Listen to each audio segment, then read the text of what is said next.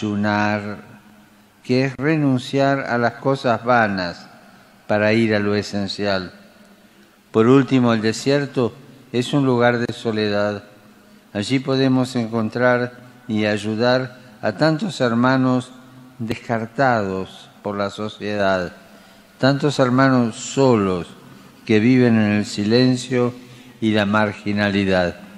El camino a través del desierto cuaresmal es un tiempo propicio en nuestra vida para apagar la televisión y abrir la Biblia, para desconectarnos del celular y conectarnos al Evangelio, para renunciar a tanto palabrerío, a tanta crítica inútil, para estar más tiempo con el Señor y dejar que transforme nuestro corazón.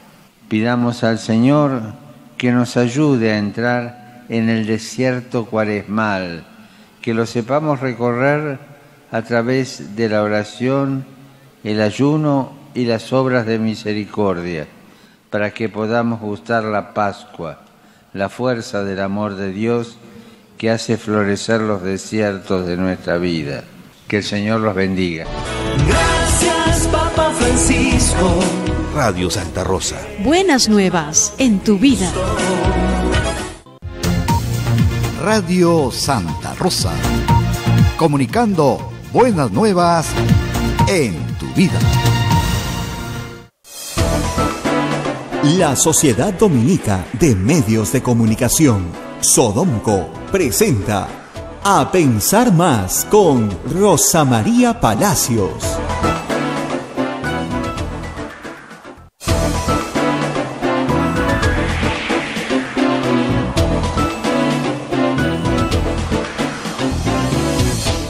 Muy buenos días, señoras y señores. Bienvenidos a Pensar Más con Rosa María Palacios a través de las emisoras de la Sociedad Dominica de Medios de Comunicación.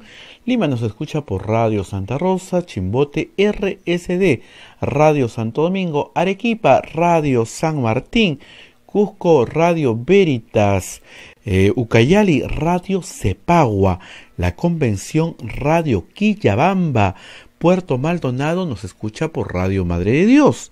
Estas son las emisoras dominicas del Perú. Se unen también otras emisoras en Huánuco, Radio Huánuco, en Ayacucho, Radio La Voz de Ayacucho. En Puno cubrimos todo Puno con Radio Pública y Radio La Decana. En Ancash, Radio Moro. En Huancayo, Radio Cumbre. En Satipo, Radio Milenio. En Abancay, Radio Estación Solar. En Yurimaguas, Radio Oriente. En Cajamarca, Radio Los Ángeles, Apumaque Estéreo. AM Tagua nos pone en podcast en todo el Perú y el mundo y usted lo puede descargar y escuchar en cualquier momento. Y también tenemos los aplicativos móviles y la página web de Radio Santa Rosa, www.radiosantarosa.com.pe. Bien, empezamos el programa, ya estamos conectados con Rosa María Palacios en este día 1 de abril. Rosa María, empezamos el cuarto mes del año. Buenos días. Buenos días, Abel. Muy buenos días a todos nuestros oyentes en todo el Perú y en el mundo. Efectivamente, empezamos abril y esperemos que abril sea mejor que marzo, ¿no? La verdad que mes tan duro, sobre todo la segunda quincena. Lamentablemente, el oportunismo político es también una plaga. Ayer conversábamos de esto y esto se está moviendo a mucha más velocidad de lo que uno creería. Creo que para nuestros oyentes que tienen acceso a redes o al periódico impreso La República, hoy hay una caricatura de Carlín que resume bien el problema. Es decir, el Ejecutivo presenta un paquete de acciones de todo tipo que le corresponden, además, que van desde el control interno, que van desde atender la emergencia médica, que van a la ayuda económica. El Congreso, recién nombrado, desesperado por tener protagonismo político, por construir candidaturas, hay que decirlo, para el próximo año, no quiere quedarse atrás.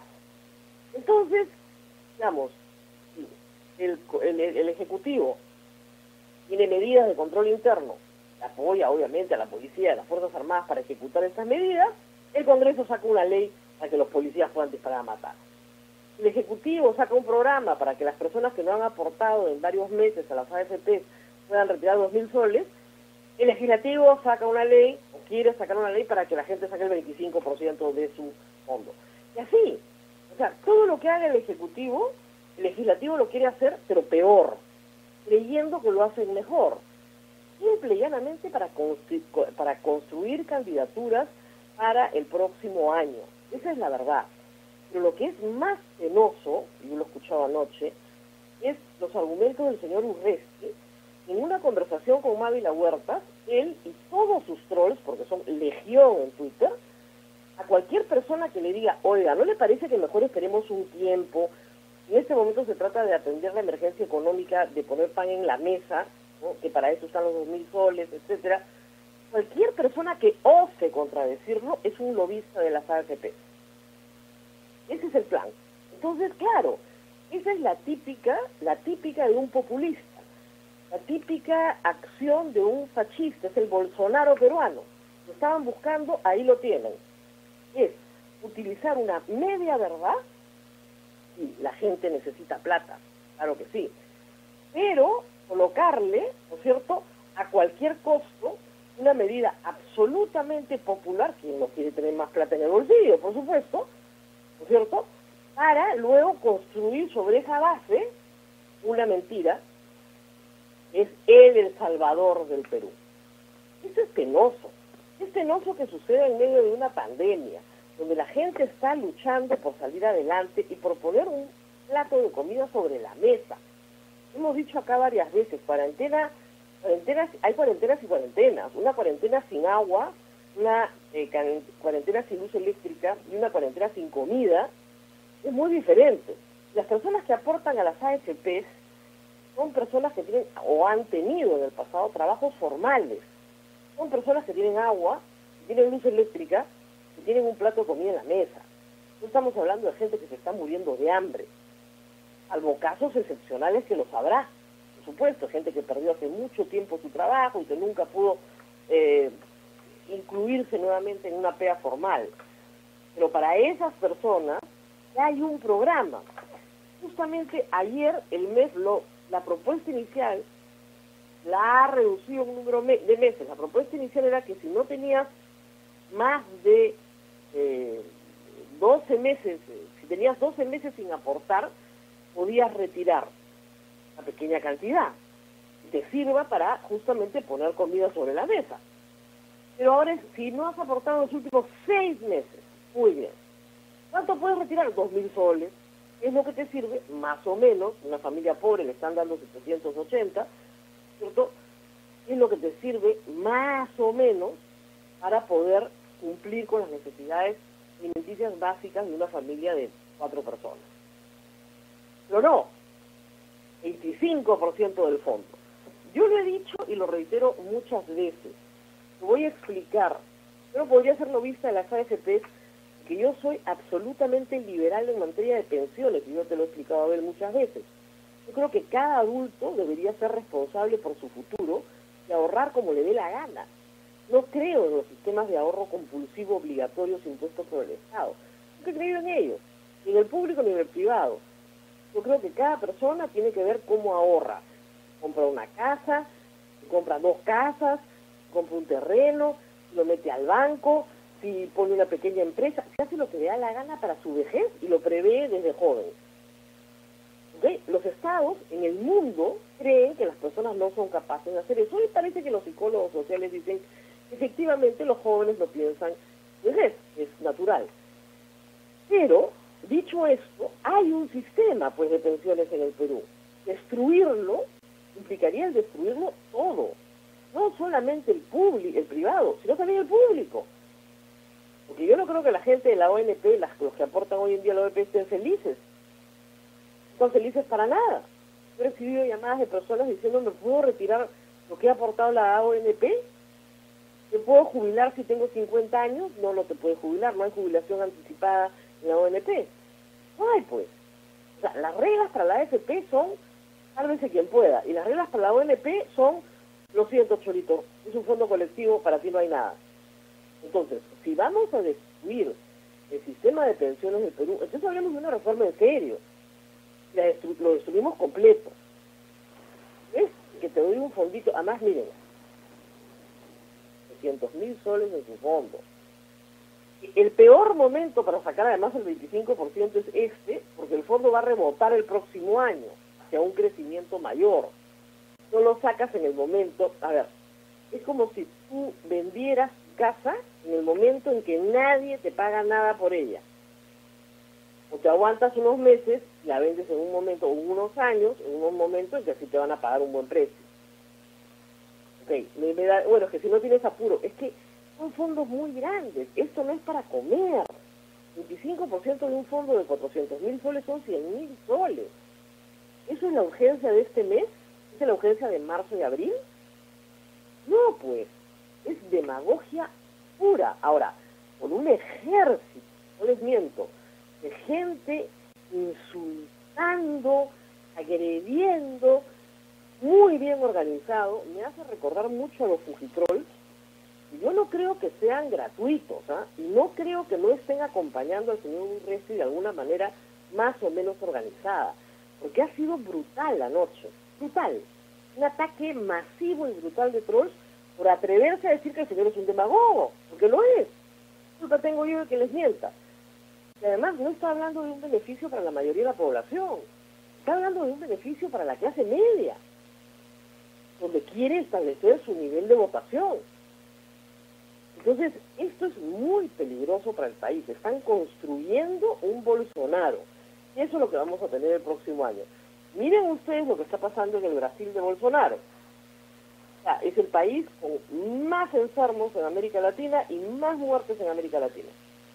Es un irresponsable, porque tiene estas actitudes.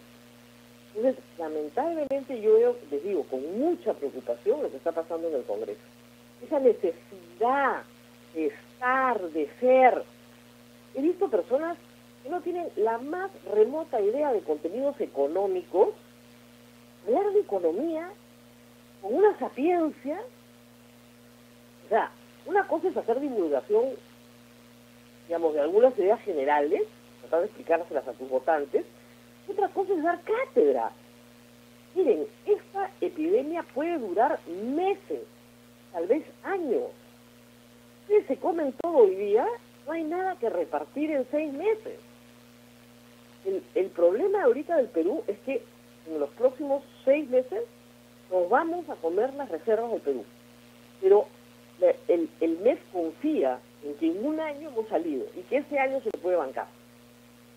Se lo puede bancar porque nos estamos comiendo el ahorro de 30 años.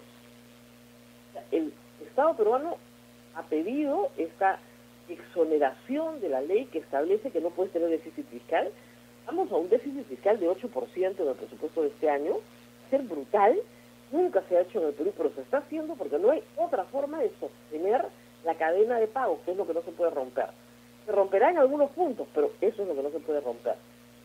Pero esa actividad económica, que es buena, que es positiva, tiene que ir acompañada de medidas sensatas. Tirarte tu fondo de pensiones la primera semana o la tercera semana de una cuarentena, eso no es una medida sensata. Ahora, ustedes dirán, es voluntario, el que quiere no lo saca. Lamentablemente la psicología humana te obliga a ir inmediatamente y sacar tu fondo. Ya los fondos son disponibles a los 65 años. Eso no pasa en ninguna parte del mundo tampoco, ¿ah? ¿Para qué tienes un sistema de pensiones? Los fondos están disponibles a los 65 años. Mejor no lo tengas. Esa es mi tesis, ¿ah? Por si acaso. Mejor no tengas nada y que cada uno ahorre como puede. Ahora, hay gente que dirá, bueno, pero si cada uno ahorra como puede, en un momento que tienes un montón de ancianos, indigentes, que nadie se ocupa de ellos y el Estado se tiene que ocupar de ellos. Bien, esa es la verdad hoy. Esa es la verdad hoy. ¿Quién se preocupa? El programa Pensión 65 a muy pocas personas en el universo total de ancianos, ¿no? Es un programa que se inició en el gobierno de Humala hace 5 años. Antes, los viejos no se ocupaba a nadie en el Perú, salvo sus familias, sus propios ahorros. Entonces, la familia era la que se ocupaba de las personas adultos mayores. No se ocupaba el Estado. las familias. Entonces, si lo que tú quieres es que las personas construyan vejez con esperanzas de vida mucho más largas, además, déjalas que lo hagan solas. Porque el Estado peruano nunca se ha ocupado, eso es la verdad. Pero, como digo, mi tesis pues es una innovación, pero significa derogar los sistemas de pensiones en el Perú. Se acabó, cada uno ahorra, te dan tu plata y cada uno ahorra como le da la gana. Te dan tu plata en el lapso, no puede ser un día para otro, no, pero digamos en el lapso de 2 años te van entregando por partes todo tu dinero y cada uno ahorra como puede. Liquidas el sistema. Pero, o sea, seamos honestos. ¿Queremos un sistema de pensiones o no queremos un sistema de pensiones? Pues si la respuesta es sí queremos un sistema de pensiones y hay que discutir una reforma, entonces se tiene que retomar toda la investigación que se hizo en 2016 y 2017. Se hizo un documento de reforma a discutir que haya más competencia. Bueno, perfecto. Pero no es, entonces, reparto plata, ¿no es cierto?, con ventilador. Claro, en el Congreso dicen, como el Ejecutivo está repartiendo plata, no nos podemos quedar atrás. ¿Qué plata repartimos si no tenemos iniciativa de gasto? La plata de las AFP. Total, es de los ahorristas, es de los futuros jubilados, la repartimos a cada uno, todos felices. Es demagogia pura, pero bueno, al pueblo les gusta la demagogia, o sea, eso hay que decirlo. Ayer me decían, bueno, que lo que pida la mayoría. Sí, por mayoría crucificaron a Cristo, o sea que no siempre la mayoría tiene esa razón. En una democracia, sí, si el Congreso quiere, tendrá que hacerse responsable el próximo año de sus desaciertos. Pero no puede estar compitiendo con el Ejecutivo a ver si ellos lo pueden hacer mejor. La naturaleza de la función del Legislativo es distinta de la del Ejecutivo. Y para la tranquilidad de todos los legisladores, el señor Vizcarra no puede postular el próximo año. Si sale bien de esta crisis, probablemente postule en 2026. Le va a ser recordado con aprecio, pues con algún cariño. Pero si no sale bien, tampoco postulará el 2026. Entonces cálmense todos, Vizcarra no es competencia alguna, ¿cierto? No puede constitucionalmente postular el año 2021, no puede ser que estén construyendo liderazgos de esta manera, de una manera tan absurda. Pónganse a hacer otras cosas mucho más útiles para la sociedad, que necesitan algunas veces apoyo legislativo. ¿Qué les ha pedido el Ejecutivo? Control concurrente de la Contraloría. No quieren. No le dieron las facultades para eso. Para todo lo demás sí, pero no para eso. Uno se pregunta, ¿pero por qué? Porque no quieren control concurrente, ¿en dónde? En las municipalidades y gobiernos regionales, a las cuales han dado una buena cantidad de dinero para que repartan canastas de comida. Meter control concurrente ahí implica control desde el primer día de todas las operaciones, de todas las municipalidades, para saber quién está robando y quién no. ¿Por qué no hacen lo que tienen que hacer en vez de fastidiar a todo el país con estas iniciativas, la verdad? Francamente, al señor Urresti y a su ejército de trolls, yo no les tengo ningún miedo. Anoche él ha insultado públicamente a Mavi La Huerta. Después dijo que no había querido decir lo que se había entendido, que ella era lo que había presidido. Pero a cada argumento que ella daba, él decía, los lobbies de las AFP. Usted tiene los argumentos de los lobbies de las AFP. Primero, las empresas AFP, que son 4 del Perú, tienen todo el derecho a sacar sus comunicados y a expresar su punto de vista. Porque esto no es una dictadura militar. Parece ser la que le gusta al señor Urresti, el autoritarismo vertical. Si expresan su punto de vista y el periodista hace saber ese punto de vista al entrevistado, ¿dónde está el lobby? ¿Dónde está el lobby? Estamos en las peores manos y este Congreso, les reitero, no es lamentablemente lo que se esperaba para esta situación. Obviamente peor que el otro no hay, ¿no? Pero para esta situación no está a la altura, pues. Lo que estamos viendo, o sea, les dicen, no se reúnan, les puede hacer daño, hay cuarentena, den ejemplo nacional, se reúnen. Realmente aprueban una metodología para aprobar las normas a través de la Junta de Portavoces. ¿Qué discuten? Demagogia y media. Si el señor Merino promulga una ley, la puede promulgar, una ley aprobada en el Congreso pasado que no fue observada por el Ejecutivo, pero sí tenía informe desfavorable de todas las partes involucradas, Defensoría, Ministerio de Justicia, etcétera. la promulga y le otorga a la policía el derecho a matar, sin expresión de nada, con una presunción de razonabilidad a favor de la policía. El juez tiene que aplicar, y al cual se le prohíbe establecer prisión preventiva en el caso de asesinato. Es increíble. ¿Qué está haciendo el Congreso? ¿Por qué no está a la altura de las circunstancias? O sea, hay instituciones que se crecen en la adversidad, como los equipos chicos, ¿no? Que salen a jugar contra un equipo grande y de repente el equipo chico comienza a jugar bien porque, claro, frente al reto es gigantesco, crece. Y eso es lo que creo que está pasando con el equipo del presidente Vizcarra. Es un equipo chico, pues, con muchas limitaciones burocráticas y con muchas limitaciones en el hacer. Pero ante la adversidad, ante el reto, ante el tamaño del reto, se ha crecido. Tiene una muy buena ministra de Economía. Francamente no tiene por qué perder su tiempo yendo a escuchar al Congreso a personas que le van a dar lecciones de economía a la ministra. Y ese equipo chico está haciendo un buen trabajo, por lo menos comparativamente. Si vemos las cifras del avance de la enfermedad, Perú empezó muy rápido y ha ido descendiendo en América Latina en el número de infectados y en el número de fallecidos, que lamentablemente ya estamos en 30 fallecidos en 1.065 infectados. Y esto se duplica cada 5 días. Hay países donde se duplica cada 2 días. En Estados Unidos, donde se ha disparado de una manera también fruto de la demagogia. Trump no entendió el problema, teniendo los recursos, no entendió el problema se le está yendo de las manos. En algunos estados de manera dramática, como en Nueva York. El tema se le va de las manos, no lo puede controlar. Hay países muy cercanos a nosotros, Ecuador, donde el problema sanitario en Guayaquil se les ha ido de las manos. La gente está muriendo en sus casas. Los familiares ponen los cadáveres en la calle para que los recoja un equipo especial, protegido, para poder llevárselos, porque como ustedes saben, la disposición de estos cadáveres es un asunto crítico, porque el cadáver es sumamente contagioso también. Entonces, ¿cómo se te puede ir eso de las manos?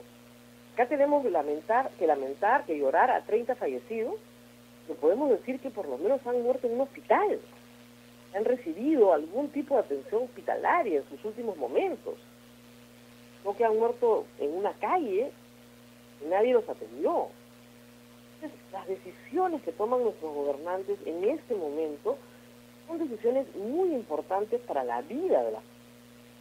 Como reitero, ahora tiene un equipo chico, pues, no está en la Bundesliga, ¿no? Acá en más o menos la Copa Perú, pero ha crecido, pues, y el Congreso no lo puede soportar.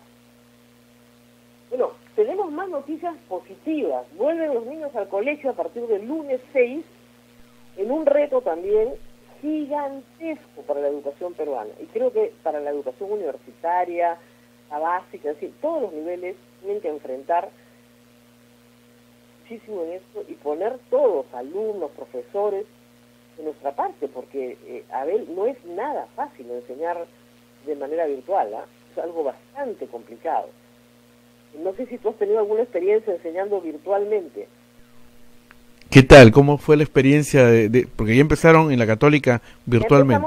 Estamos en la semana de inducción, simplemente estamos conociéndonos con los alumnos, utilizando las herramientas, porque hay que aprender a usarlas, analizando el contenido del curso, o sea, temas muy generales. La próxima semana ya empezamos clases. Pero claro, les doy mi experiencia, ¿no? Por ejemplo, nosotros estamos usando una herramienta que se llama Zoom. Para transmitir este programa yo uso Skype, pero para trabajar con los alumnos uso Zoom. La licencia que tiene la universidad nos permite tener incluso videoconferencias más largas, gratuitas, ¿no? Casi de hora y media, sin problema. Pero, primer problema, los alumnos se aburren, pues. Obviamente, porque no están en un aula. Están en su casa, donde su mamá puede estar cocinando, su hermano jugando pelota, hay un televisor prendido, hay un radio. Entonces, ¿qué hacen los alumnos? Ponen sus micrófonos en silencio y la profesora no los puede escuchar. Está bien porque no contribuye a que no haya ruido, si quieren, en la clase, pero él está distraído. Y por otro lado, ese ambiente también lo vive, entonces apaga su cámara. Entonces te está escuchando, te está viendo, pero tú al alumno ni lo escuchas ni lo ves. Es casi como una transmisión de televisión, sabes que el público está ahí, pero no lo ves. Yo estoy acostumbrada a la televisión y a la radio, pero para la mayoría de los profesores, te digo, no ver la cara de tus alumnos es algo muy, muy difícil, porque uno percibe en los rostros de los alumnos que están siguiendo la idea, que están distraídos, si te están entendiendo, o tienen cara de desconcierto, no entendieron nada, tienes que volver. Entonces, esa interacción visual que es tan rica en el aula, se pierde en la educación virtual. Ha sido mi primera impresión. Y no sé cómo voy a hacer para reconstruir eso, porque es bastante complicado. Claro, la evaluación constante te permite saber si están aprendiendo o no, pero tienes que cambiar entonces el sistema de evaluación. El sistema de evaluación va a pasar por muchas tareas donde trates de encontrar en la tarea si han entendido o no lo que has explicado. La otra cosa es que tú no puedes hacer una videoconferencia de 2 horas como harías una clase de 2 horas. Tienes que hacer contenidos más pequeños. Estos jóvenes que han crecido en un mundo digital no se conectan 2 horas a clase. Normalmente haces una exposición de 20 minutos, media hora, cortas, dejas una tarea, regresas en grupos, haces foros, discutes por grupos. Eso implica un cambio de metodología enorme y utilizar todas las herramientas que tiene la plataforma en la universidad donde estés, porque depende, hay plataformas que te permiten usar pizarras, o sea, incluso escribir, ¿no? Y estás compartiendo esa pizarra con los alumnos. Es evidente que poner un PowerPoint ya no tiene ningún sentido, y menos si no hay un audio, si tú no estás acompañando ese PowerPoint con una explicación. En fin, yo creo que el reto es inmenso. Eso es a nivel universitario, pero a nivel escolar hay otros problemas además. También se presentan en la universidad. Es el nivel de conectividad. Es decir, es posible que en una universidad privada la mayoría o la gran mayoría de los alumnos tengan acceso a una computadora, a una tablet, en fin. Pero es posible que la compartan. Es decir, que tengan 2 o 3 personas en casa y compartir su actividad educativa. Si tienes un niño en primaria, un niño en secundaria y un joven en la universidad, todos utilizan la misma computadora. ¿Cómo hacen?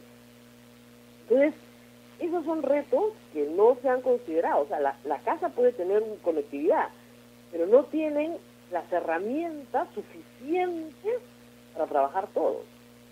O son, como te digo, ambientes muy distractivos. Yo acá me encierro, tengo mis libros, pero no todos los niños y los jóvenes tienen esa oportunidad. Comparten un ambiente con sus padres, mientras su mamá cocina, mientras su mamá lava, el hermano está haciendo otra cosa, el papá está probablemente trabajando dentro de casa. Son ambientes de mucha distracción. Entonces, los padres también tienen que tratar de proveer un ambiente, como uno provee un ambiente para hacer tareas, igual. Un ambiente tranquilo, donde no haya bulla, donde no haya distracción, donde se apague el televisor, donde el joven o el niño pueda concentrarse en su pantalla. Y te digo, eso plantea muchos retos, ¿no? Algunos educadores como Ricardo Cuenca decía que en realidad deberíamos aprovechar la pandemia para que el contenido educativo, o sea, las lecciones de vida que saquemos, provengan de la misma situación que estamos viviendo. Es decir, incorporemos la situación a la educación. Yo creo que eso es también bien importante, porque los niños y los jóvenes están tan ansiosos como sus padres, están preocupados por lo que va a pasar después. ¿Podrán mis padres pagar la universidad? ¿Podrá tener continuidad el semestre? ¿Podremos aprender lo mismo que hubiéramos aprendido en un aula de clase? ¿Qué pasa si se me interrumpe internet? ¿Qué pasa si estoy en medio de la clase y no logro escuchar porque perdí el audio? En fin, o sea, muchas angustias que son muy naturales en este proceso. Y los profesores, créeme, también estamos muy angustiados, porque no sabemos si estamos a la altura del reto, y enseñar de una forma puede convertirse en enseñar de otra forma. Entonces, bueno, es complejísimo para todos, ¿ah? Ahora vamos a ver cómo nos va. El 6 de abril empezamos formalmente muchísimo. Ahora, el Ministerio de Educación está trabajando en algunos contenidos, ¿no es cierto? No en toda la currícula, o sea, matemáticas, comunicación, personal social. Hay muchas áreas que quedan todavía abiertas. Y hay también algunas ayudas, que hay que decirlo. Muchos promotores educativos están soltando gratuitamente sus contenidos. Hay varios, yo he tuiteado varias iniciativas que trabajan con secundaria o con educación universitaria en contenidos propios. ¿Para qué? Para que el chico libremente entre a matemáticas de tercero y media, haga los ejercicios, lea, estudie, pero eso implica, en todos los niveles de educación virtual, serio compromiso del alumno con su educación. Somos pues indisciplinados. ¿Quién no ha sido chico, no? Entonces te dicen, oye, hay una herramienta para que aprendas matemáticas. Tienes que entrar voluntariamente. Entonces, ay, la verdad, mejor no. Entonces, ese es el problema, el compromiso, ¿no? El compromiso del alumno. En la educación virtual, todos los que han hecho clases semipresenciales, por ejemplo, ¿no? Que es parte virtual y parte presencial, saben que si no hay compromiso, simplemente el esfuerzo no vale nada. Muchas veces pasa que esos cursos semipresenciales a distancia se han desacreditado en el pasado justamente porque los alumnos no ponían el empeño suficiente. Hoy estamos trabajando, por ejemplo, en la universidad con la supervisión de SUNEDU. SUNEDU no es ajena a este proceso, tiene que supervisar que las clases a distancia cumplan, ¿cierto?, el objetivo de aprendizaje planteado para el curso. Eso es también todo un reto de supervisión a nivel nacional y en todas las universidades. Hay algunas universidades que han decidido no arrancar algunas facultades, incluso hay algunos cursos que no se pueden dictar. Es evidente que todos los cursos de campo, que los cursos de laboratorio no se pueden dictar. El presidente ha dicho que en mayo volvemos a clases, a aulas. Es posible que en mayo volvamos a las aulas. Ojalá, les digo, porque hasta ahora en mi experiencia prefiero realmente ver la cara de mis alumnos cuando estoy explicando algo, que simplemente decirles están ahí, todos me contesten sí, ¿no? Ver cuadraditos en el mosaico, a ver que están ahí, pero no poderles ver la expresión, ¿no? A todos digo, por lo menos pongan una foto para poderlos reconocer el día que nos conozcamos, ¿no? Que será, pues, si Dios quiere, en mayo, si Dios quiere. Aun cuando las universidades que han arrancado educación virtual tienen el compromiso de que si las cosas se ponen mal, puedan hacerlo todo el semestre. Pero es muy duro, la verdad, es bien difícil, como reitero, para los profesores, para las familias, para los mismos alumnos. El compromiso de los alumnos es casi imposible, porque implica una disciplina, implica conectarte a la misma hora en la que tenías clase. Aunque sea, ya no van a ser las 2 horas, será media hora primero, desconectas, vuelves a entrar media hora después, vuelves a discutir. Entonces, implica otro tipo de trabajo, también, por supuesto, como te digo, un gap tecnológico generacional, también las costumbres en el manejo digital, que son completamente distintas entre las generaciones, ¿no? ¿Qué piensas, Abel? Tú eres educador. Bien, te contaré que estuve conversando con algunas personas que ocupan cargos en el ministerio. Me llamaron, como yo llevo años en la radio, me dijeron, bueno, tú sabes que más de radio, y les sugerí que hagan cosas muy didácticas, muy prácticas en cuanto a algunos cursos. Yo creo que de lo que estamos pasando es una gran experiencia que los chicos pueden, se puede enseñar bastante, ¿ya? Entonces, no sé si tú recuerdas hace 20, 30 años, donde había una producción argentina que era Jurado número 13, ¿ya? Que era una forma de de trabajar valores y que al final te dejaban algunas preguntas. Entonces les sugerí cosas de 15 minutos, ¿no? Plantear temas, sobre todo cursos de cívica, cursos que se pueden ir avanzando quizá, y hasta se me ocurre avanzar lo máximo que se pueda para después dejarlos la otra parte del año y dar más horas a los cursos que sí necesitan la presencia del maestro al lado, ¿no? Así es. Ahora, sí te puedo decir que hay una ventaja, digamos acá en la casa, que hay una ventaja que sí te da la educación virtual, que puede ser más personalizada. Es decir, que hay alumnos que se van quedando atrás, te van a mandar un correo electrónico o te pueden pedir una conferencia 1 a 1 o en grupos. Eso sí se puede hacer, claro. Si eres un profesor que dictas a 600 alumnos, es imposible. Si tienes aulas muy grandes, eso es imposible. Yo dicto 2 secciones, son 50 alumnos. Existe esa posibilidad de trabajar 1 a 1. Nos han pedido, además, que detectemos necesidades especiales y sí puede haber casi tutoría, porque este sistema te lo permite, además. Entonces, aquello que no se entiende en grupo puede explicarse en grupos más pequeños. Eso normalmente en una clase universitaria no se da, pero entendiendo la emergencia y poniendo un poco de nuestra parte un tiempito extra, sí se puede dar. Y además porque los chicos tienen las preguntas obvias, ¿no? Por favor, ¿dónde está el material que usted ha colgado? No lo encuentro, no se abre la sesión, quiero comunicarme y no puedo. Entonces, tienes mucha más atención, puedes llegar a tener atención mucho más personalizada. Los grupos son pequeños. Creo que eso puede funcionar muy bien para profesores de primaria, sobre todo. También de secundaria, ¿no? Que tu grupo de alumnos sea 35, 33 por aula, que siempre tengas un grupo más pequeño, de unos 10, que necesitan una atención más dedicada, si tienes el tiempo de sentarte delante de la computadora y hacer la comunicación 1 a 1. Ahora, como te decía, hay otros temas no resueltos, ¿no? O sea, ¿quién paga el internet de todos los profesores del Perú? Están trabajando desde sus casas. O sea, ya salió una norma, esperemos el Ministerio de Educación pueda implementar, para que estas conexiones sean para ellos gratuitas. Porque los profesores, como sabemos, ganan poco en el Perú y no tienen pues planes de datos gigantescos para hacer trabajo individual. Entonces, sí plantea muchos retos.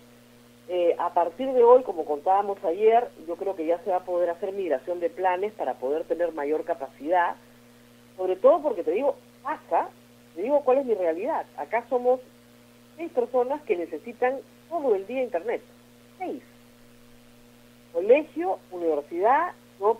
Comunicaciones y universidad, y 2 que trabajan. 3, perdón, que trabajan. Entonces, las pantallas están prendidas todo el día, el internet está a todo meter, porque todos están trabajando. Entonces, esa puede ser la realidad de muchas familias. O sea, la mamá trabaja ahora por digamos, papá o mamá, uno de los dos puede estar sin trabajar, pero otro sí está trabajando, organizando cosas, tiene conferencias, tiene calls, como dicen ahora, tengo call, dicen acá, y hablan. Y,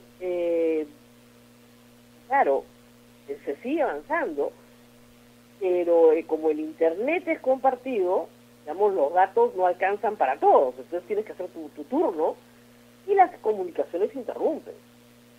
Entonces, esto es muy complicado, hay que salir adelante. Ahora, la ventaja es que a veces uno no hace las cosas hasta que tiene que hacerlas, ¿no es cierto? Bueno, hace un mes me decías que aprendiera a usar Zoom y te hubiera dicho, ay no, ¿para qué? Ahora lo tengo que usar.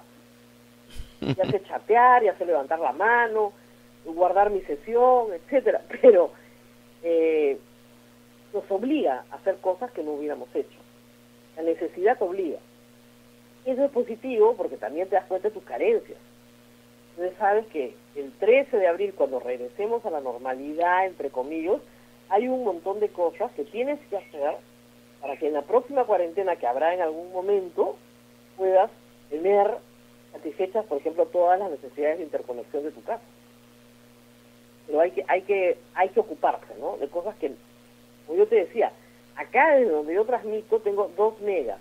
Según y todos los entendidos, eso es nada. Nadie entiende cómo se transmite, y solamente por la intersección de Santa Rosa, que la tengo acá adelante, se puede transmitir este programa. Pero la verdad es que, claro, se me habría ocurrido, iba a tener que hacer esto. Lo tenemos que hacer por la salud de todas las personas. Hay que seguir haciendo, hay que ser constante y disciplinado, pero hay que después buscar algunas cosas para mejorar, ¿no? Y en las zonas que no hay internet, que funcione bien la radio y la televisión. Yo creo que en esto, Abel, no sé si se han conectado con la red Sodomco o no del Ministerio de Educación, yo creo que la red puede hacer muchísimo en todas las ciudades donde estamos, también a través de nosotros en todo el área rural. Los niños en el área rural se van a comenzar a desplazar para recibir caliwarma. ¿Por qué? Porque esa es una fuente de alimentación, no puedes cortar por siempre, que los niños recibían todo el año. Y en ese desplazamiento no se les va a dictar clase, pero tal vez se les pueda dar materiales, indicaciones, una hojita con tareas, en fin, las pequeñas cosas que se pueden hacer porque el alimento se va a repartir. Entonces, de alguna forma se puede llegar. Y eso se complementa con horas de radio, incluso porque podrían ser transmitidas en el propio idioma de los alumnos. Así es. Yo creo que eso sería muy positivo. Es decir, nosotros cubrimos con Radio Madre de Dios zonas del Perú donde hay muchas lenguas nativas, no una, muchas. También con Radio Cepagua, en Quillabamba también, con Radio Quillabamba, cubrimos zonas del Perú donde se podría transmitir no en castellano, sino en las lenguas nativas. Y además, obviamente, a través de toda nuestra red en quechua y en aymara. Eso creo que sería además un salto positivo para la educación bilingüe, que lamentablemente existe en el Perú, pero que esta podría ser la oportunidad. Uno de los problemas para la educación bilingüe es que no tienes el número de profesores suficientes para poder atender las necesidades de la población bilingüe, sobre todo en tantas lenguas.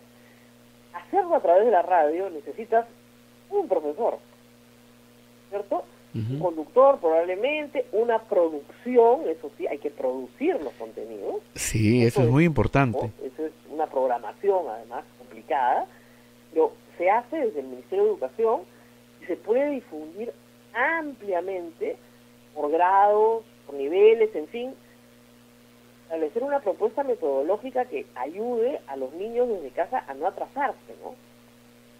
Y como te digo, con la ventaja de que el profesor sí es bilingüe, el que va a estar en la radio o en la televisión. Así Obviamente es. hay radio nacional también, ¿no?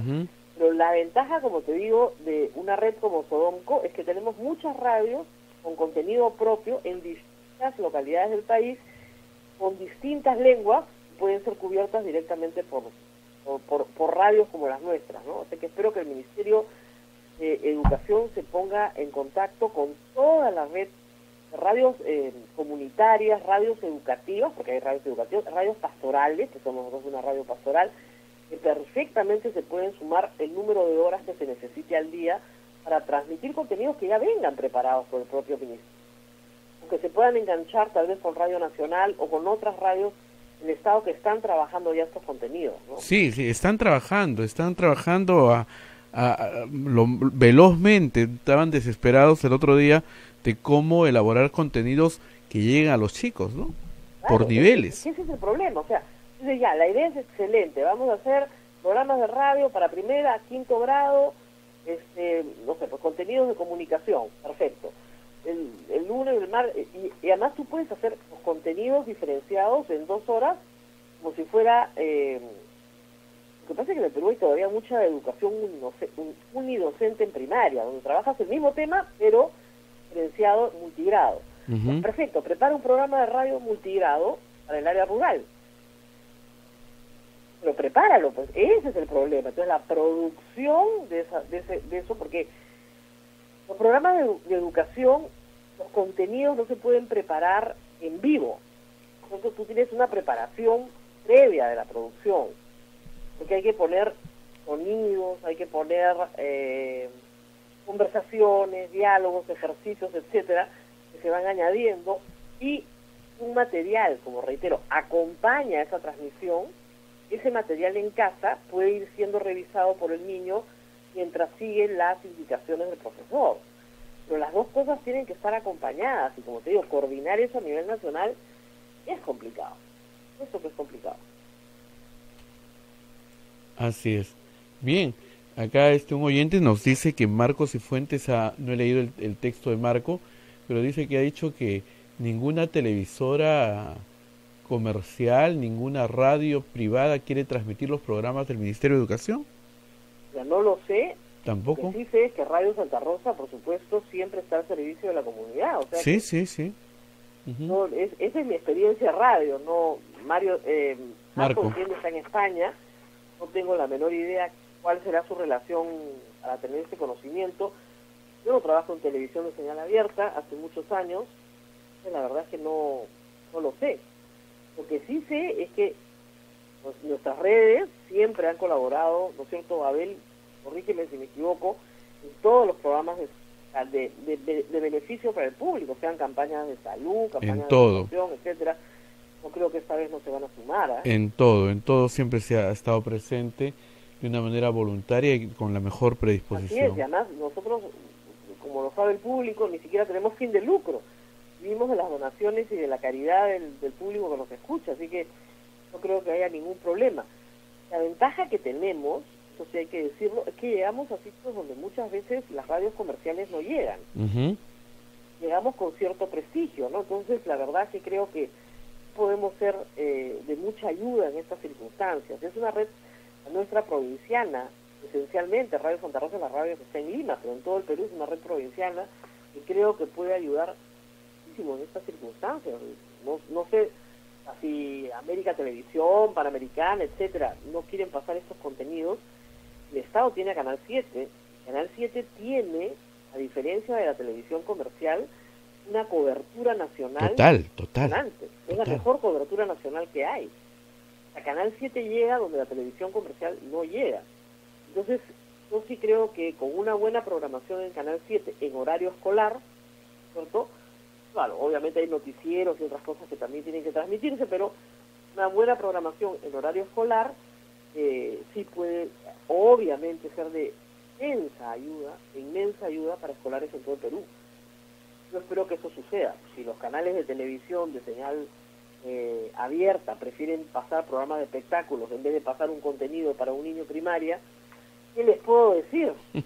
Ahora, sí hay que decir algo, la Constitución del Perú dice en un artículo bien claro, se los puedo leer, que los medios de comunicación ayudan al Estado en materia educativa.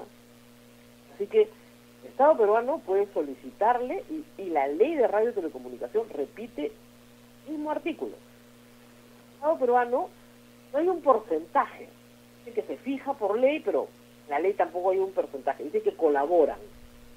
Yo veo hasta ahora no colaboran mucho, entonces esta es la oportunidad de que colaboren. Hay un artículo en la Constitución específico, lo busco ahorita que nos vayamos a la pausa, y un artículo de la ley de radio y comunicación que yo enseño a mis alumnos, específico sobre la colaboración de los medios de comunicación con peruana. Así que podría el Estado peruano decir, un momentito señores, me tienen que dar 2 horas al día de su programación, porque estamos en una emergencia y porque tenemos que ir a educar a los niños del Perú. Esta es una tarea nacional. Y es el momento, yo creo que deberían hacerlo y no esperar que el gobierno les pida, sino las cosas han cambiado, ofrecer. O sea, que los bancos nos suspendan los créditos 3 meses, ¿cierto? Una ley indica que se ponen en los zapatos de sus clientes.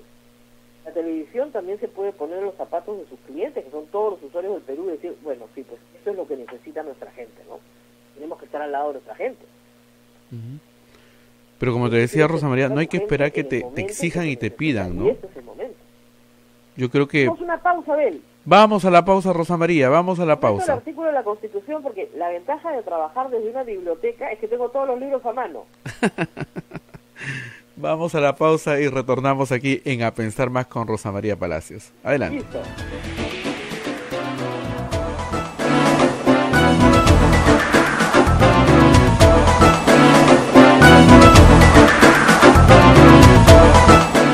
Sodomco, Sociedad Dominica de Medios de Comunicación. Somos la primera emisora católica del Perú. La primera en llevarte la mejor información, veraz y precisa, desde el mismo lugar de los hechos. Radio Santa Rosa, buenas nuevas en tu vida. Amables oyentes, apoyemos a Radio Santa Rosa en su sostenimiento y mantenimiento de sus equipos de transmisión, ya que es nuestro deseo seguir ofreciéndoles nuestra variada y amena programación. Principalmente el rezo del Santo Rosario, entre otros programas religiosos. Sus donaciones a la cuenta del Banco de Crédito, Sociedad Dominica de Medios de Comunicación, Radio Santa Rosa. Cuenta soles, número 193 22 00 35 30 87. Cuenta dólares 193 219 565 1101. De ustedes depende que Radio Santa Rosa siga siempre cumpliendo su gran papel evangelizador. Dios bendiga su buen corazón.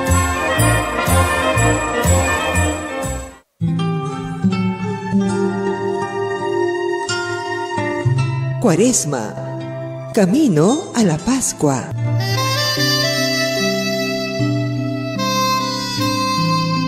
La Cuaresma tiene 6 domingos, incluido el Domingo de Ramos, en cuyas lecturas los temas de la conversión, el pecado, la penitencia y el perdón son dominantes. No es un tiempo triste, sino más bien meditativo y recogido.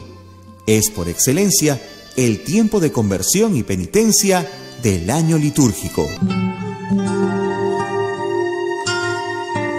Cuaresma, camino a la Pascua. Santa Rosa, buenas nuevas en tu vida. Sodomco, Sociedad Dominica de Medios de Comunicación.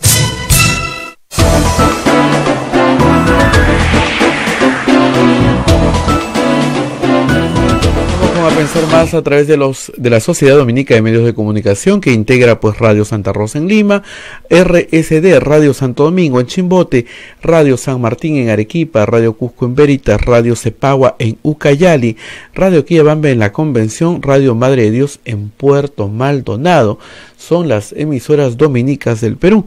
Y también tenemos una red de radios amigas que se juntan, como en Huánuco, nos escuchan por Radio Huánuco, Ayacucho, Radio La Voz de Ayacucho, en Todopuno nos escuchan por Radio Pública y Radio La Decana, en Ancash por Radio Moro, en Huancayo por Radio Cumbre, en Satipo por Radio Milenio, en Abancay por Radio Estación Solar, en Yurimaguas por Radio Oriente, en Cajamarca por Radio Los Ángeles, Apumaquisterio, ahí Metagua nos ponen podcast en todo el Perú y el mundo, y también la página web de Radio Santa Rosa.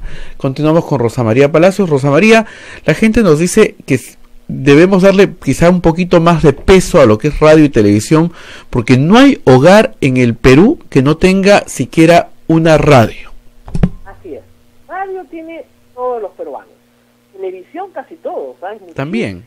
Muchísima la expansión de la televisión, incluso en los hogares más pobres. Es la forma de entretenimiento más popular. Y hay que decirlo, muchísimos hogares, incluso pobres, no en extrema pobreza, pero pobres, tienen cable. Incluso hasta ese nivel hay. Pero sí quería leerles el artículo de la Constitución, es el artículo 14 de la Constitución. Como siempre les digo, acá está todo escrito, ¿eh? El artículo 14 de la Constitución es el artículo referido a la promoción de la educación. El último párrafo dice: los medios de comunicación social deben, es un deber, deben colaborar con el Estado en la educación y en la formación moral y cultural. Deben, no es pueden, es deben, hay una obligación. La ley de radio y televisión dice lo mismo, dice que cada medio fijará un porcentaje de su programación dedicada a la educación. Yo siempre leo ese artículo y mis alumnos y yo nos reímos porque, díganme ustedes, ¿dónde está ese porcentaje? Pero la Constitución es bien clara. El ministro de Educación el ministro de Transportes y Comunicaciones tienen todo el derecho, amparado por la Constitución y la Ley de Radio y Televisión, de exigir el concurso de los medios de comunicación social para establecer qué porcentaje de la programación se van a destinar a colaborar con la educación, la formación moral y cultural. Esto no es un invento estatista, esto fue la Constitución, desde 1993, no, desde 1979. Está acá. Obviamente, cuando dice medios de comunicación social, se refiere también a prensa escrita. Pero lo que sucede es que prensa escrita tiene en su versión física en papel menos llegada a la radio y la televisión. Eso no quiere decir, por ejemplo, que en los portales web de la prensa escrita no se puedan alojar contenidos educativos o no se puedan poner links que remitan a contenidos educativos que produzca el Ministerio de Educación y que los ponga en su propia página web para que puedan ser difundidos. Eso se puede colaborar. Pero como tú dices, es por excelencia la radio y la televisión, además implica un mayor recurso audiovisual, es la llamada, ¿cierto?, en estos casos a ayudar. Digamos, esta no es una huelga de maestros. Muchas veces se ha utilizado televisión y radio en huelgas largas en los 70, te acordarás, Abel, te acordarás que en los 70, a veces, cuando éramos chicos, el Ministerio de Educación trataba de que a través de Canal 7 se impartieran algunos contenidos educativos y también a través de los canales. En esa época, en realidad, el Estado era propietario de todos los canales de televisión. No fue muy exitosa la teleeducación en el Perú, eso hay que decirlo, lamentablemente. Pero esta es la oportunidad de utilizar ese recurso. Hay recursos que tenemos disponibles y que nunca usamos. Bueno, esta es la oportunidad de usarlo. Les reitero a todos los que recién se conectan, artículo 14 de la Constitución, último párrafo. Los medios de comunicación social deben colaborar con el Estado en la educación y en la formación moral y cultural. Deben. Ese deber está en la Ley de Radio y Comunicación. La Ley de Radio y Comunicación le da al Estado peruano la administración de todas las frecuencias del espectro radioeléctrico. Y acá hay una obligación moral de los medios de comunicación bien clara, y también legal y constitucional. El Estado peruano te dice, me tienes que dar 2 horas en tu mañana, o 3 horas, de 9 a 12, para que yo pueda transmitir matemáticas, comunicación y personal social para primaria y secundaria. Yo no veo cómo durante esta emergencia, hasta que los niños no vuelvan al colegio, los medios de comunicación se pueden negar. De verdad. Además, hay una cosa que también es ventajosa. Están dando contenido gratuito. Hacer contenido cuesta. Te están dando contenido gratuito y te están dando para ti toda la publicidad que quieras vender. Entonces, ¿dónde está el problema? Además, de niños que están encerrados en sus casas y que necesitan acceso. Francamente, yo no sé cómo no se ponen en los zapatos del prójimo, ¿no? La verdad. Porque esto es un asunto bien claro. Y lo digo desde un medio que sí colabora con la educación todo el tiempo y lo va a hacer con muchísimo gusto, estoy segura, no solamente Radio Santa Rosa, sino toda la red. Pero hay que también recordar que hay obligaciones. El espectro radioeléctrico no te lo regalan a cambio de nada. También tienes que dar algo. Y es el momento de dar. Y el Ministerio de Educación necesita... Rosa María, ¿perdón? Tranquilidad, estamos en un pleno temblor. Sí, acabo de sentirlo, ¿no? Ya pasó, tranquilos. Yo sentí un remesón nomás, Abel, yo seguí hablando. Sí, tú sabes que acá es un poco más fuerte el remesón. ¡Uy, Dios! Se movió duro. Sí, pero esta edificación es tan fuerte y tiene 400 años que así es que tranquilos a todos los chicos, tranquilos. Si esas paredes han aguantado 400 años, yo creo que van a aguantar 400 años más. Sí. ¿Cómo están todos por ahí? ¿Pasó el susto? Sí, bajaron desesperaditos, pero ya están tranquilos. Yo escuché un remesón acá, pensé que estaban bajando las escaleras corriendo. Entonces dije, bueno, me están haciendo ruido, no puedo transmitir. Pero nada más. Vamos a ver dónde ha sido. Sí. Esto felizmente nos lo da el Instituto Geofísico del Perú bastante rápido. No hay que preocuparse demasiado por eso. Pero esperemos un ratito. Esperemos que haya sido cerca, en Lima, no genere mayores daños que los que hemos sentido en este momento. Es un temblor en Lima, por ahora.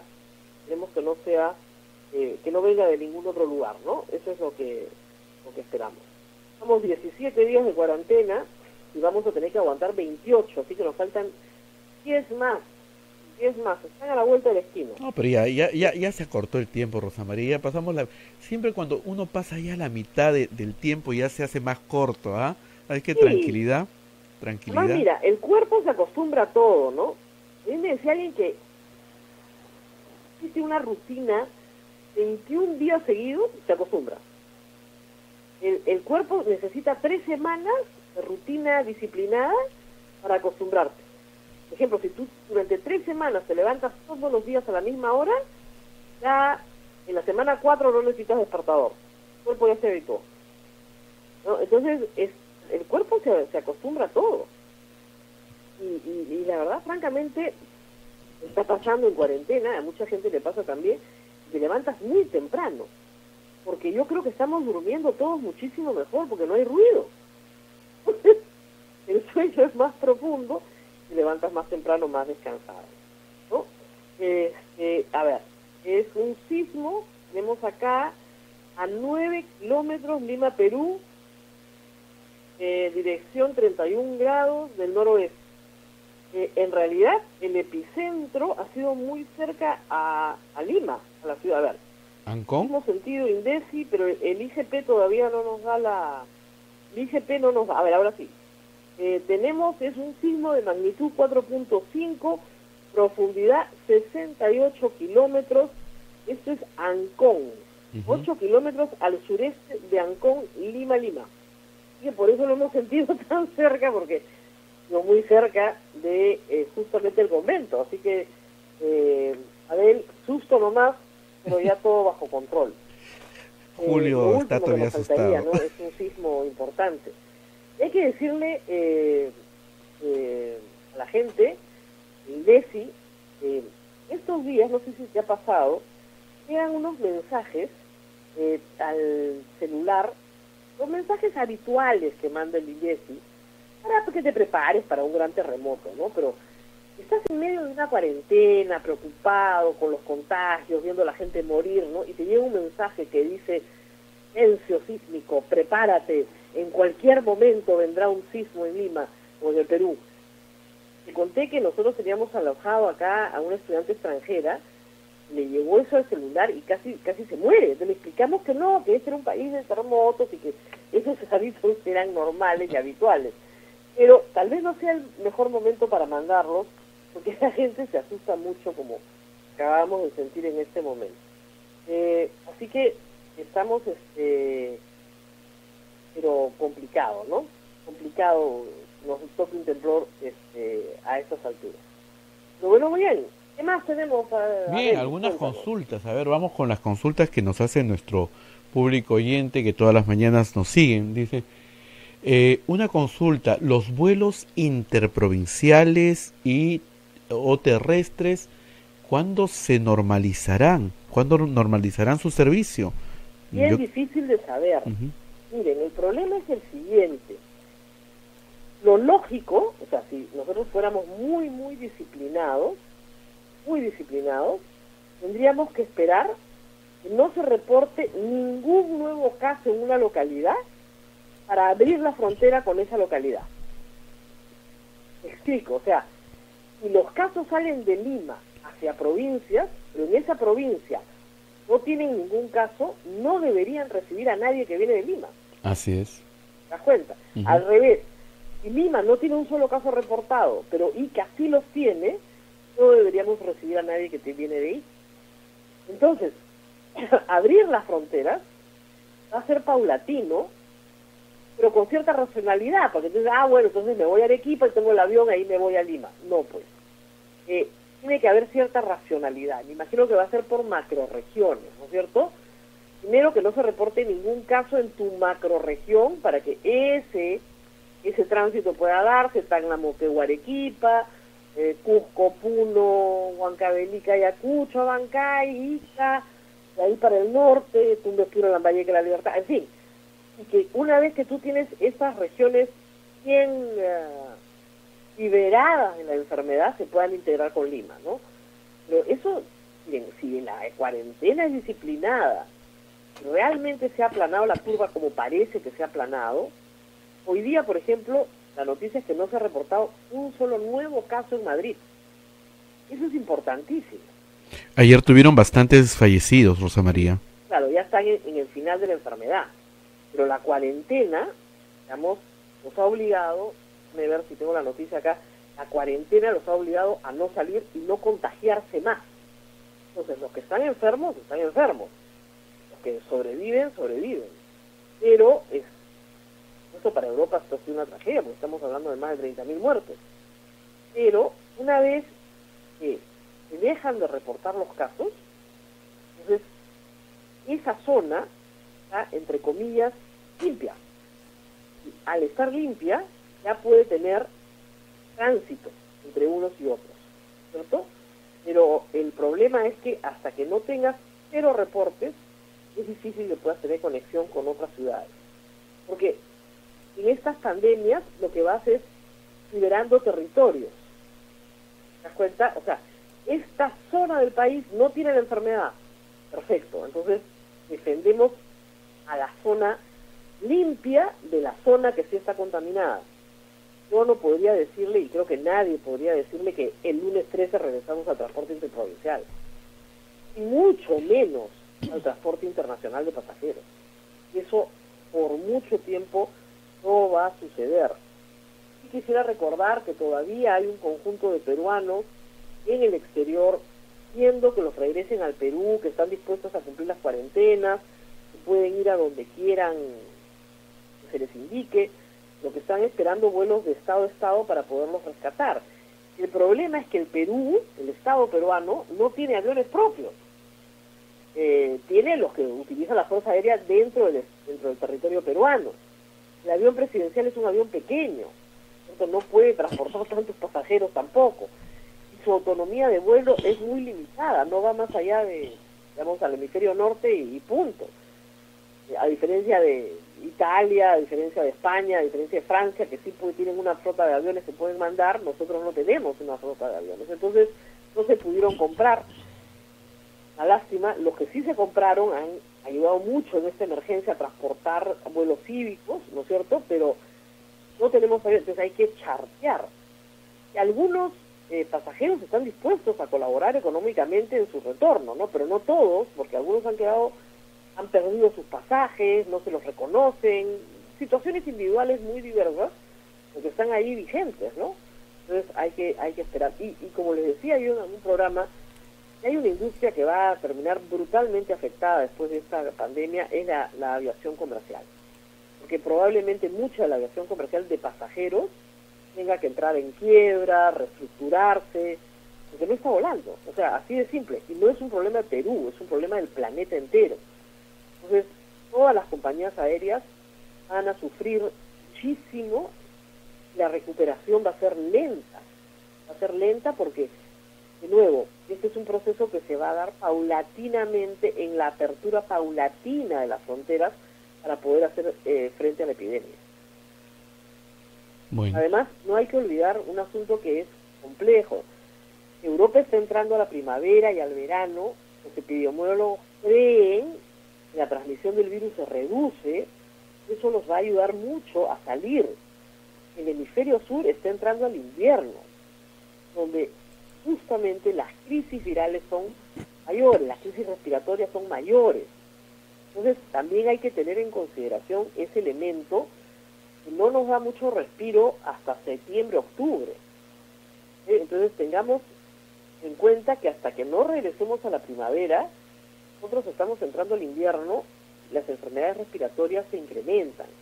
Entonces, de verdad que todavía hay que tomar esto con muchísima calma, y tenemos amigos, parientes en provincias, en extranjero, que queremos ver, a los que queremos, pero simplemente no se va a poder. Tenemos que esperar, y los adultos tenemos que enseñarle a los jóvenes que en este momento hay que tener muchísima paciencia y muchísima tolerancia con la situación, porque es para nuestro bien. ¿Qué más, Abel?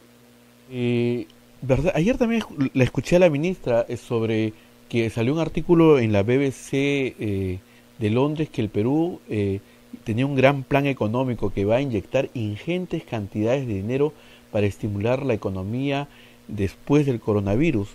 No sé si llegaste a escuchar lo que dijo la ministra. Sí, y además el artículo del BBC también lo he leído, dice que tenemos un mejor plan que Dinamarca. Así es, así es. Pero el tema es el siguiente, mira, yo creo que hay consenso entre todos los economistas y gente que sabe de esta materia, en que se está haciendo lo correcto. Pero hay que tener claro que los recursos no son infinitos, son finitos. Y todo va a depender de la duración de esta epidemia. Lo que hay que pedir es que no dure. Para que no dure, tenemos que evitar el contagio. Y eso depende de toda la sociedad. Esto es como la educación a distancia. Sin el compromiso del alumno, no hay educación a distancia. Igual, sin el compromiso social, no hay posibilidad de que esto acabe pronto. Si usted quiere que acabe pronto, tiene que quedarse en casa durante la cuarentena. Pero además, después de la cuarentena, tiene que mantener la distancia social y limitar sus salidas de casa exclusivamente a sus actividades laborales. O sea, tenemos que reducir nuestra vida social al mínimo, porque esta pandemia crece a medida en que hay contacto humano.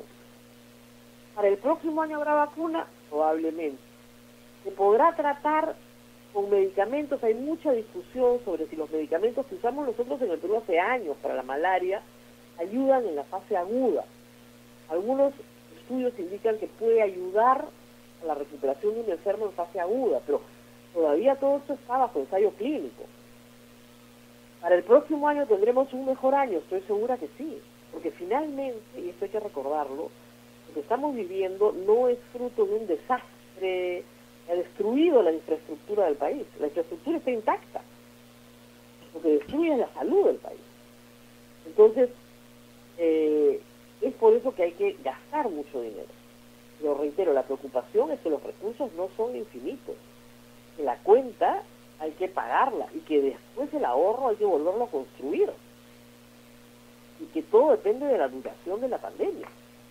O sea, ¿el Perú puede aguantar 6 meses, un año? Yo creo que sí, pero si esto se alarga en el tiempo, no hay cuerpo ni Estado que lo aguante, ¿no? Así es.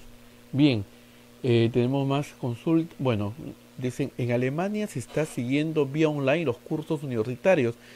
Sin embargo, acá tendrán éxito. ¿Perdón? Bueno, nos cuentan experiencias de otros países donde se siguen ya los cursos universitarios y con éxito, ¿no? Sí, pero reitero, depende mucho del compromiso del estudiante.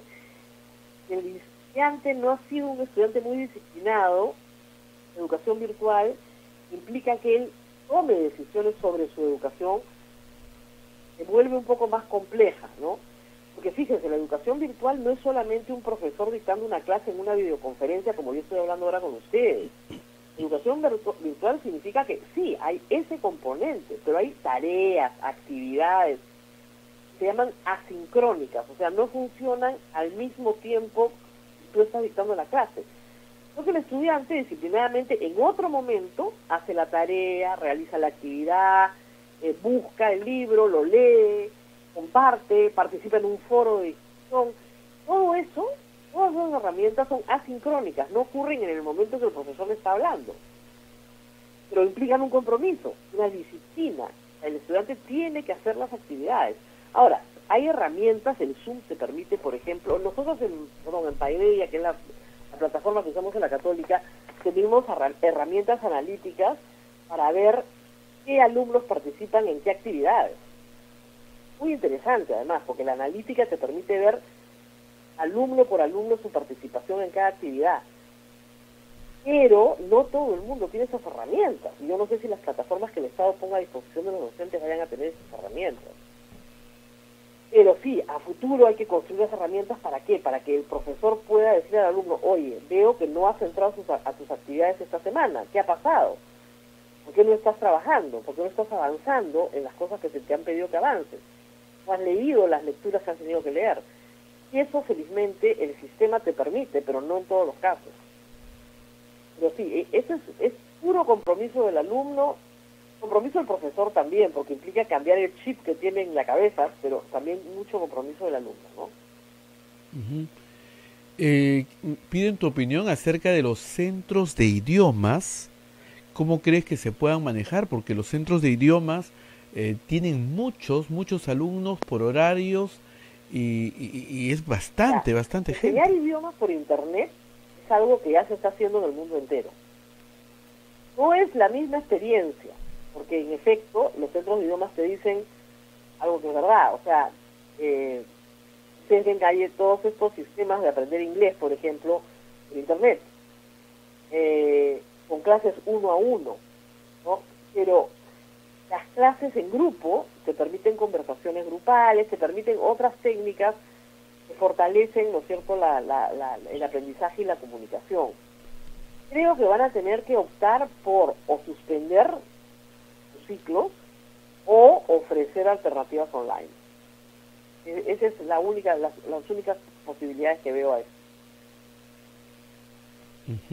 Van a tener que... Claro, y son miles de jóvenes en los centros de idiomas. Es bastante compleja porque, primero, todos los alumnos tienen que tener una computadora. No necesariamente todos la tienen. Entonces tienes que devolverle la plata a aquel que no tiene una computadora porque simplemente no puede participar. Y además, los ciclos normalmente en los centros de idioma duran un mes y medio, o sea, el curso, ¿no? Y son ciclos de 6 meses, 12 meses, entonces, o sea, el curso entero, ¿no? Entonces, es posible suspender un mes y medio y retomar, ¿no? No es tan grave como perder un año de clase. Bien, acá tenemos una consulta concreta de Sigmena. Dice, mi madre está en un lugar donde no hay banco y hoy le toca recibir el bono. ¿Tiene que recoger hoy o hay plazo para otro día posterior? Según mi madre, el alcalde dice que si no recogen ese día, entonces es porque no necesita y no se les va a dar ya. ¿Esta afirmación es cierta? No. Primero, el alcalde no tiene nada que ver con el bono. Así es. O sea, para empezar, no tiene nada que decir. Eso es cuando una autoridad se mete en lo que no le importa. El alcalde y el bono no tienen nada que ver. El bono lo da el Ministerio de Economía y Finanzas a través del Ministerio MIDIS, que es el Desarrollo e Inclusión Social. El alcalde no tiene nada que ver. O sea, ese es un cuento del alcalde. Pero yo sí creo que no tienes que ir el mismo día, pero hay que ir lo más pronto posible. Porque lo que no quieren, o sea, lo que quieren es que se cobre hasta el último bono para soltar el segundo tramo. Entonces hay cierto apuro de que todo el mundo cobre para que se pueda soltar el segundo tramo del bono. Los alcaldes solamente tienen el reparto de víveres, creo. Nada más. Le han dado a las 1.800 municipalidades del Perú 200 millones de soles repartidos entre todas por un factor demográfico, ¿no?, de pobreza. ¿Para qué? Para que repartan canastas dependiendo de las necesidades de su población. Supongamos que este es un alcalde que tiene empadronadas en programas sociales, no sé, pues 2.000 familias. Pues tiene que trabajar con esas 2.000 familias, ¿no? Entonces, ahora, hay que decir que lo que no está funcionando son repartos de comida así de iniciativa privada. Y en eso creo que Monseñor Castillo ha tenido una buena idea de centralizar todo a través de Cáritas, ¿no? He visto en la televisión que una empresa quiso donar pollos en una zona de Lima a un comedor. La gente salió a exigirles que les entregaran los pollos a las familias y no al comedor. Eso pasa y se generó una aglomeración que no debe generarse, una confrontación, porque era gente que iba a ayudar, no les permitían ayudar de la forma que ellos querían. Entonces, hay que evitar ese tipo de confrontaciones y canalizar la ayuda con personal especializado que ya sabe cómo llevar la ayuda, a quién y en qué condiciones. El reto que tienen las alcaldías hoy en el Perú es tener un padrón de beneficiarios que sea lo más cercano a la verdadera necesidad. Porque si recibe gente que no necesita, el pueblo se va a poner furioso. Eso va a ser denuncia y denuncia por todo el país. Y si la plata se gasta mal, es decir, se compran raciones de comida sobrevaluadas, a precios imposibles, etcétera, la gente se va a poner furiosa.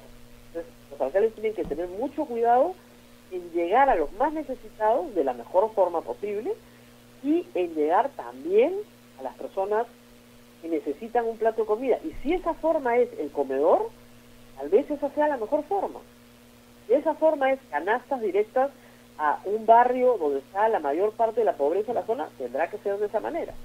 Pero cada alcalde debería saber el contexto de su comunidad, qué es lo más urgente, lo más necesario y quiénes son los más necesitados. Es lo mínimo que se le pide a un alcalde, ¿no? Que conozca a su pueblo. Bueno, de eso se trata. Jesús nos pregunta, Rosa María, por el personal minero que trabaja en campamentos. ¿Cómo podemos hacer para retornar a nuestras casas que son en otras ciudades cuando termine la cuarentena? Si es que no hay el movimiento de buses. No lo sé. Probablemente tengan que quedar en la ciudad más cercana. A salir del campamento van a poder, pero no, por ejemplo, si usted está, no sé, en, qué sé yo, en una zona minera, en el corredor minero de Andahuaylas, probablemente termine yendo a Abancay, Andahuaylas o al Cusco, pero no va a poder ir más lejos de ahí. Por ahora, ¿no? Por ahora. Entonces, hay que tener paciencia con eso, pero no, o sea, si usted, digamos, trabaja en una mina que está en Apurímac, vive en Lima, ¿no? Y trabaja 21 por 8, una jornada típica, ¿no? De las que se usa en minería, no va a poder regresar a Lima, haciéndose la idea. A lo máximo que podrá llegar será, como digo, a Abancay, Andahuaylas o al Cusco, pero más allá de ahí no va a poder llegar. Nos preguntan si creemos que los niños en etapa preescolar pueden recibir educación a distancia. Mira, siempre es Plaza Sésamo, ¿recuerdas tú? Pero lo que sucede es que ahí tienes que tener a alguien que monitoree. Claro, tiene que haber la mamá. Exactamente. Tienes que tener el compromiso de un adulto responsable que monitoree la actividad. Entonces, por eso es muy difícil. La educación inicial implica un acompañamiento permanente del niño. Y si tú le dices al niño, vamos a pintar, entonces tiene que haber alguien que esté al lado de él, y mira qué lindo, qué bien, qué bonitos los colores, hay siempre una motivación, ¿por qué lo estás haciendo así? Hoy día vamos a jugar, no sé, pues vamos a aprender el triángulo.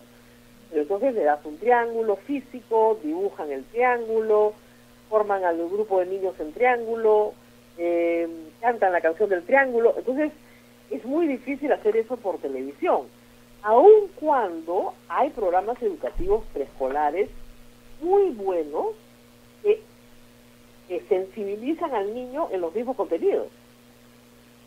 Entonces, para preescolar sí habría que tener este tipo de programación diseñada para niños que sensibilizan en las letras, en los números, los colores, las formas, de su cuerpo, las cosas que se aprenden en preescolar.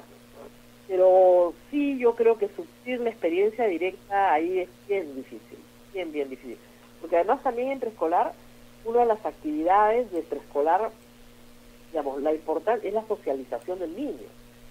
Entonces, lo que tú aprendes en preescolar, que es fundamental para la vida, y las cosas más importantes de la vida las aprendes en preescolar, implica la presencia de otras personas, ¿no? ¿Cómo aprendo a esperar mi turno? No hay otros niños. ¿Cómo aprendo a respetar las cosas del otro? No hay otros niños. ¿Cómo aprendo a que tenemos un horario y hay una autoridad, que es la profesora o el profesor, y yo tengo que obedecer lo que el profesor dice, pero que también puedo participar, o sea, que tengo deberes y derechos, se aprende en preescolar. Hay unas reglas de la clase, ¿no es cierto? Eso sin la experiencia en el aula, no sé, lo veo bien difícil, ¿eh? Bueno, cualquier proceso pues de enseñanza tiene que estar acompañado con una cartilla de evaluación, si no, no va a haber buenos resultados. Claro, lo que pasa es que yo creo que las evaluaciones las vamos a hacer cuando regresemos al aula. O sea, sí creo que puedes hacer un acompañamiento de la realización de las actividades. Tú pides un trabajo, te entregan el trabajo, lo evalúas, ok. Pero la verdadera evaluación del resultado se va a hacer cuando regresemos al aula. Espero poder hacerlo en mayo, junio, porque ¿por qué? Porque tiene que haber algún tipo de contacto, cierto, físico, si quieres, me refiero sobre todo a primaria, ¿no? Entre educadores y educandos que permita realmente evaluar si aprendió o no aprendió. Eso implica un trabajo mucho más profundo en clase, ¿no? Y además hay otra cosa que es, también hay que decirlo, ¿no? Para muchos alumnos comprometidos es muy estresante esta situación, porque realmente quieren aprender, están comprometidos con su aprendizaje, por alguna razón tecnológica, se estancan, tener una enorme frustración. Y a eso añades una evaluación, de repente el alumno siente que él no da porque las circunstancias no se lo permiten. Entonces, no pongamos más estrés con evaluaciones rígidas, no hasta después de que termine esta situación, ¿no? Así es. Bien, Rosa María, ya nos tenemos que despedir. Tenemos que despedir, hemos hablado hoy día bastante de educación, porque creo que lo merece. No se olviden del artículo 14, último párrafo de la Constitución. Los medios de comunicación están obligados, deben, el verbo que se usa es deben, ayudar a la educación peruana y a la formación moral y cultural del país. Esa es una obligación, está en la Constitución, está en la Ley de Radio y Televisión. La Ley de Radio y Televisión habla de porcentajes mínimos. ¿Dónde están? A ver si comienza a implementarse de una vez. Qué bonito sería, Rosa María, que en vez de que se les pida, ellos ofrezcan sus espacios, ¿no? Mira, uno de los principios básicos de la Ley de Radio y Televisión es la autorregulación. Este es momento para demostrar a los medios de comunicación que la autorregulación funciona, que pueden ofrecer al Ministerio de Educación espacios para justamente difundir contenidos que son urgentes de difundir a partir del 6 de abril. Así es.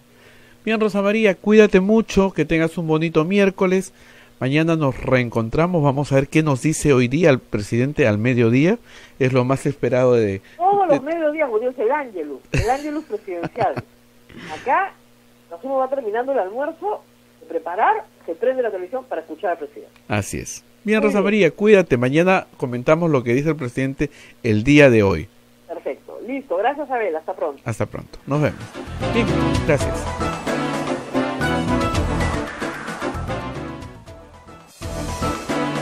Hasta aquí, A Pensar Más con Rosa María Palacios. Este programa fue producido por la Sociedad Dominica de Medios de Comunicación, Sodomco.